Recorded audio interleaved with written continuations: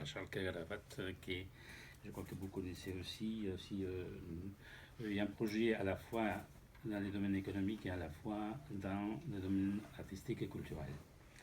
Les festivals interceltiques entretiennent, en plus, pas uniquement en Europe, sinon ailleurs, et aux États-Unis aussi, des liens depuis longtemps avec différentes institutions. Même, j'ai connu Charles il y a quelques années, quand je me suis déplacé lors de l'année des diasporas celtique en 2011 pour préparer justement l'année. Hein.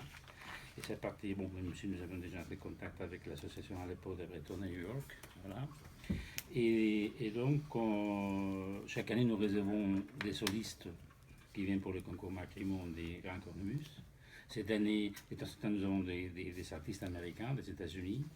Et l'année dernière, c'était Zachary Richard de la Lucienne.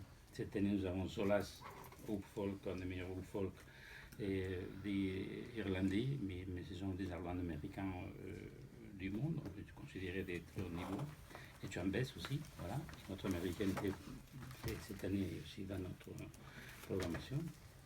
Et déjà l'année dernière, quand la première initiative des vrais Américains a envoyé un trio des musiciens partagés et accrés avec des musiciens américains des États-Unis, nous avions déjà soutenu la démarche. Et cette année, on a décidé, en discutant avec les Américains, et notamment avec Charles, avancer un peu plus au-delà. Le festival accueille chaque année aussi des rencontres économiques. Ce n'est pas du tout une chose que nous faisons comme une nouveauté.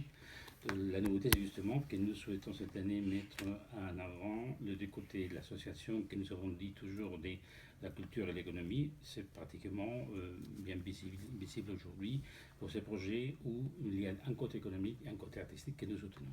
C'est-à-dire que la tournée qui est les protagonistes de cette démarche vont vous expliquer des musiciens bretons qui vont travailler à haut niveau aux États-Unis.